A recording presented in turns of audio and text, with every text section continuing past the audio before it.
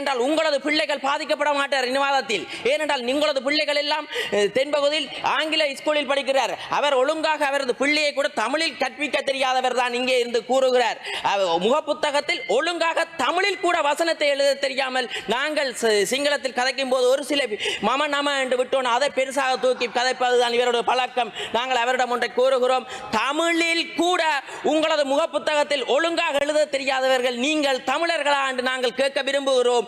ஒருவேளை சிங்களவர்களா மாறிவிட்டார்கள், மாறினாலும் பிரச்சனை இல்லை, மாறத்தான் வேணும். ஏனென்றால் கொழும்பில் தான் இருக்கிறார். அவர் திருமணம் செய்ததை அப்படி யாரை திருமணம் செய்திருக்கிறேன் என்று கூட கூற முடியாதவர்கள் தான் தமிழர்களின் கலாச்சாரத்தை, தமிழர்களின் கலாச்சாரத்தை மேலே உயர்த்த போகிறார்களா கேட்கிறேன் அவரிடமே. ஆனால் இன்று அவர் பெரிய பீத்தாண்டிகள் மாதிரி முன்னால் தமிழ் வசனம் கதைக்கிறார், தமிழரை உசுப்பேற்றுவதற்கு செயற்படுகிறார். முதல்ல இவருக்கு கூற வருகின்றேன், இவர் தமிழரின் கலாச்சாரமானது ஒருத்தனுக்கு ஒருத்தி, அதை கூட நிறுவ தெரியாதவர். அவருக்கு யார் என்று தெரியாது, பக்கத்து வீட்டோ அயல் வீடோ அவருக்கு கூட தெரியாது. அப்படிப்பட்டவர் தான் இன்று பல விவாதங்களை முன்னெடுக்கின்றார். அவருக்கு கொண்டே கூறுகிறேன், தமிழரின் கலாச்சாரமானது ஒருத்தனுக்கு ஒருத்தி, உங்களுக்கு யார் என்று கூட தெரியாது. அன்று வந்து இங்கே கூறுகிறார், நான் அங்கே மலைய மக்கள் இங்கே இன்று யாருடன் இருக்கின்றார் என்று கூட தெரியாதவர் தான் இன்று அவர் உளம்புகிறார். மின்சக்தி எரிசக்தி அமைச்சின் விவாதத்தில் கலந்து கொள்வதற்கு பெருமகிழ்ச்சி அடைகின்றேன். எம்மை பொறுத்த வரைக்கும் தெரியும், வடமாகாணத்தில் இதுவரை காலமும் யாரும் எவரும் கண்டு காணவில்லை மின்சக்தி தொடர்பாகவும் எரிசக்தி அமைச்சின் தொடர்பான விதிகள் தொடர்பாகவும். ஆனால் நாங்கள் வந்து வடமாகாணத்தில் முதல் முறையாக எண்ணெய் தாங்கி நிலையத்தை ஒன்றை அமைத்திருக்கின்றோம் காங்கேசன்துறையில். இதற்கு முதல் அனுராபுரம் போன்ற பிரதேசங்களுக்கு சென்றுதான் எரிபொருள்களை நிரப்பி வந்து எரிபொருள் நிலையத்திற்கு வழங்கப்பட்டது. ஆனால் நாங்கள் முதல் முறையாக யாழ்ப்பாணம் காங்கேசன்துறை பிரதேசத்தில் நிறுவி அங்கிருந்து விநியோகத்தை வடமாகாணத்துக்கு வழங்கி கொண்டிருக்கிறோம். அதே நேரம் அதற்கான எரிபொருள்களை வாகனங்களில் கூடாகத்தான் இதுவரை காலமும் வழங்கி வருகின்றோம். ஆனால் அதற்கான மாற்றேற்பாடாகவும் புகையிரத நிலையத்திற்கு ஊடாகவும் அந்த எரிபொருள் நிரப்பு நிலையங்களை நாங்கள் மேற்கொள்வது தீர்மானிக்கின்றோம். அந்த எண்ணெய் டாங்கிக்கு எரிபொருள் பாதையை அமைப்பதற்கு கூட நாங்கள் நடவடிக்கை எடுத்து வருகிறோம். அதே நேரம் எங்களுக்கு தெரியும், வடமாகாணத்தில் அதிகளவான தீவுகள் இருக்கிறது. தீவுகளை எடுத்துக்கொண்டால் உண்மையாகவே அத்தியாவசியமான மின்சாரம் என்பது அத்தியாவசியமானது. இதுவரை காலமும் ஜெனரேட்டர் தேர்மல் ஊடாகத்தான் மின்சாரத்தை வழங்கி வருகின்றார்கள். அதற்கு கூட அந்த எரிபொருட்களை கொண்டு செல்வதற்கு கூட பலர் இடர்பாடுகளை ஏற்படுத்தி வந்திருந்தார்கள். ஆனால் இன்று நாங்கள் நெடுந்தீவு, அனலதீவு, நைனாதீவு போன்ற பிரதேசங்களில் விண்மில்களையும் அதே நேரம் சூரிய மின் கலங்களையும் நாங்கள் நிறுவி அதன் ஊடாக அந்த பிரதேசத்திற்கு வினைத்திறனாக மின்சாரங்களை வழங்குவதற்கு எங்கள் அரசாங்கம் நடவடிக்கை எடுத்து வருகிறது. அதேபோல் நாங்கள் உங்களுக்கு தெரியும், நெடுந்தீவு தீவு பகுதிகளில் எந்த எரிபொருள் நிரப்பு நிலையங்களும் கூட எந்த அரசாங்கங்களும் நிறுவவில்லை. ஆனால் எங்களது அரசாங்கம் ஓராண்டுக்குள் நாங்கள் நெடுந்தீவில் அங்கே ஒரு எரிபொருள் நிரப்பு நிலையங்களை ஆரம்பிப்பதற்கு யார் கூட நினைத்திருக்கிறார்கள், யாரும் கேட்கவில்லை. அங்கத்திய பிரதேச வாழ் மக்கள் கூட எங்களுக்கு எரிபொருள் நிரப்பு நிலையங்களை அமைக்கும்படி கேட்கவில்லை. ஏனென்றால் நாங்கள் கூறுகிறோம், அவர்கள் நினைத்திருந்தார்கள் அங்கே எரிபொருள் நிரப்பு நிலையம் பெற வேண்டார். ஆனால் நாங்கள் எமது அரசாங்கமானது எரிபொருள் நிரப்பு நிலையத்தை நெடுந்தீவில் நிறுவி அந்த நிரப்பு நிலையங்களை கூட நாங்கள் தனியாருக்கு வழங்கவில்லை. ஆனால் நாங்கள் நிறுவும் போது என்னிடம் கூட ஒரு தனியார் வந்து கடற்தொழில் மீன்பிடி சம்பந்தமான தொழிலை செய்பவர், தாங்கள் எரிபொருள் நிரப்பு நிலையத்தை செய்கின்றோம், எங்களுக்கு அனுமதியை தாருங்கள் என்று. ஆனால் எமது அரசாங்கமானது அங்கே இருக்கும் கோஆபரேட்டிவ் நிறுவனத்திற்கு அந்த எரிபொருள் நிரப்பு நிலையத்தை கொடுத்திருக்கின்றது. எரிபொருள் அமைச்சால் புனரமைத்து அந்த எரிபொருள் நிலையத்தை வழங்கி இருக்கிறது கோஆபரேட்டிவ்க்கு. அந்த வகையில் முன்னைய காலங்களில் இந்த எரிபொருள் நிரப்பு நிலையங்களை வியாபாரமாக அமைச்சர்கள் பாராளுமன்ற பயன்படுத்திய வரலாறு தான் இருக்கிறது. எங்களது அமைச்சு அந்த அமைச்சின் நிதியை பயன்படுத்தி அடித்து அந்த பிரதேசவாழ் கஷ்டப்பட்ட பிரதேசவாழ் மக்கள் கோஆபரேட்டிவ் நிறுவனம் முன்னேறுவதற்கு அந்த கோஆபரேட்டிவ்க்கு வழங்கி இருக்கிறது என்பது அது பெருமையுடன் நான் கூறிக்கொள்ள விரும்புகிறேன். அதே நேரம் பலர் கூறுகிறார்கள், மன்னாரை பொறுத்தவரைக்கும் காற்றாலை வேண்டாம் என்று பெரிய போராட்டம் நடந்தது. அந்த போராட்டத்தில் கூட எங்களது ஜனாதிபதி அவர்கள் 2 தரம் அந்த போராட்ட உறுப்பினர்களை கூப்பிட்டு 2ஆம் தரவும் ஆணித்தனமாக கூறிவிட்டார். எங்களுக்கு தெரியும், முன்னைய காலத்தில் எடுக்கப்பட்ட கருத்திட்டங்களை செயற்படுத்த வேண்டிய கடப்பாடு இருக்கிறது. அந்த வகையில் இப்போது அனுமதி அளிக்கப்பட்ட செயற்திட்டங்கள் மற்றும் இனிமேலும் அவ்வாறான மின் காற்றாலைகள் நிறுவுவதற்கு, ஏனென்றால் அது சிறிய ஒரு தீவென்ற வகையால் நாங்கள் நிறுவுவதற்கு தடை விதித்திருக்கிறோம் அரசாங்கத்தால். ஏனென்றால் எங்களுக்கு தெரியும், வடமாகாணத்தை பொறுத்த வரைக்கும் எங்களுக்கு தெரியும், பூனேரி பிரதேசம் என்பது பூனேரி மன்னாரிலிருந்து மன்னார் வீதியால் வரும்போது பூனேரி பிரதேசம் அதுகளவு மக்கள் தொகை இல்லாத இடங்கள். அந்த பிரதேசங்களை இனங்கண்டு அந்த பிரதேசங்களில் இவ்வாறான செயற்திட்டத்தை செய்யும் போது மக்கள் எதிர்ப்பில்லாமல் அதிகளவான மக்களுக்கு வினைத்திறனாகவும் அந்த பிரதேச வாழ் மக்களுக்கு பயனை பெறக்கூடிய செயற்திட்டங்கள் வேலைவாய்ப்புகளை உருவாகும் என்று அந்த செயற்திட்டங்களை ஆரம்பிக்க தீர்மானித்திருக்கிறோம்.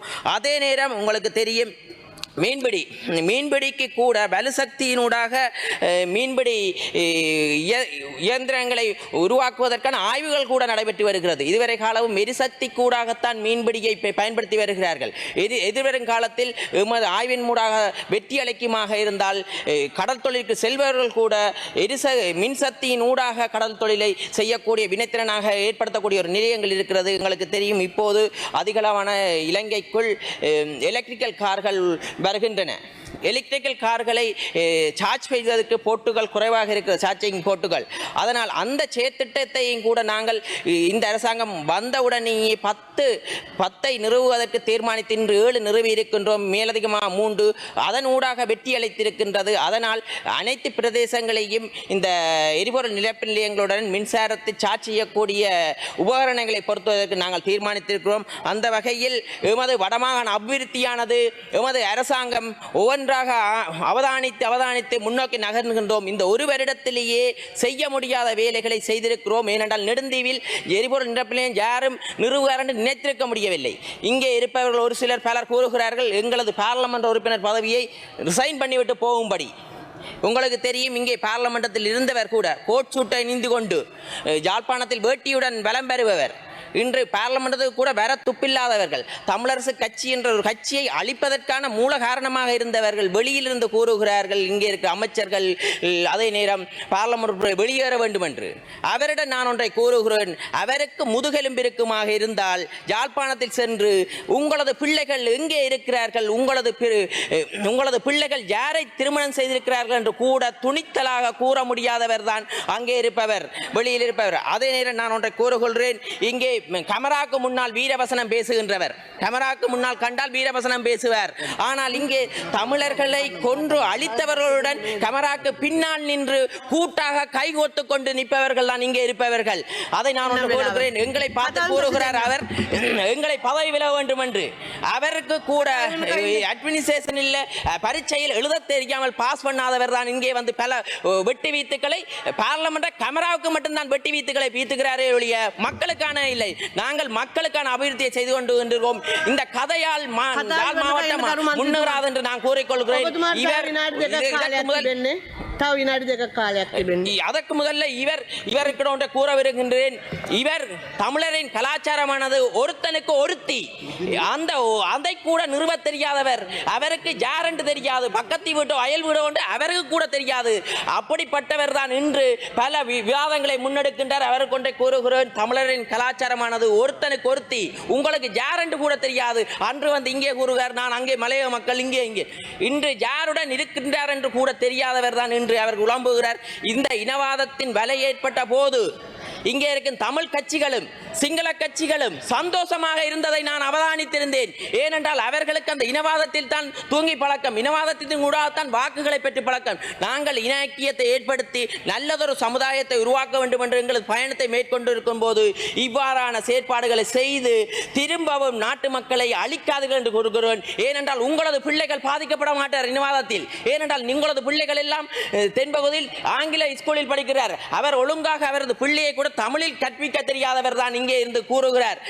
முகப்புத்தகத்தில் ஒழுங்காக தமிழில் கூட வசனத்தை எழுத தெரியாமல் நாங்கள் சிங்களத்தில் கதைக்கும் போது ஒரு சில மம நம என்று விட்டோம், அதை பெருசாக தூக்கி கதைப்பதுதான் இவருடைய பழக்கம். நாங்கள் அவரிடம் ஒன்றை கூறுகிறோம், தமிழில் கூட உங்களது முகப்புத்தகத்தில் ஒழுங்காக எழுத தெரியாதவர்கள் நீங்கள் தமிழர்களா என்று நாங்கள் கேட்க விரும்புகிறோம். ஒருவேளை சிங்களவர்களா மாறிவிட்டார்கள், மாறினாலும் பிரச்சனை இல்லை, மாறத்தான் வேணும். ஏனென்றால் கொழும்பில் தான் இருக்கிறார், அவர் திருமணம் செய்ததை அப்படி யாரை திருமணம் செய்திருக்கிறேன் என்று கூட கூற முடியாதவர்கள் தான் தமிழர்களின் கலாச்சாரத்தை மேலே உயர்த்த போகிறார்களா கேட்கிறேன் அவரிடமே.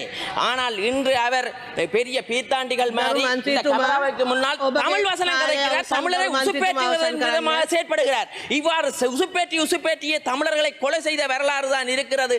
அவர்கள் ஒருமித்து தமிழ் சிங்கள முஸ்லீம் அனைவரும் ஒருமித்த நாட்டை கட்டியெழுப்பிக் வரும், அதுக்கு ஆதரவை தாருங்கள் என்று கூறிக்கொண்டு விடைபெறுகிறேன். நன்றி, வணக்கம். මොකද අර්ජුන මන්ත්‍රීතුමා පොයින්ට් එක? இந்த பாயிண்ட் ஆஃப் ஆர்டர் நான் தமிழ்ல சொல்ல விரும்புறேன். செய்திகளை உடனுக்குடன் தெரிந்து கொள்ள உடனே சப்ஸ்கிரைப் பண்ணுங்க.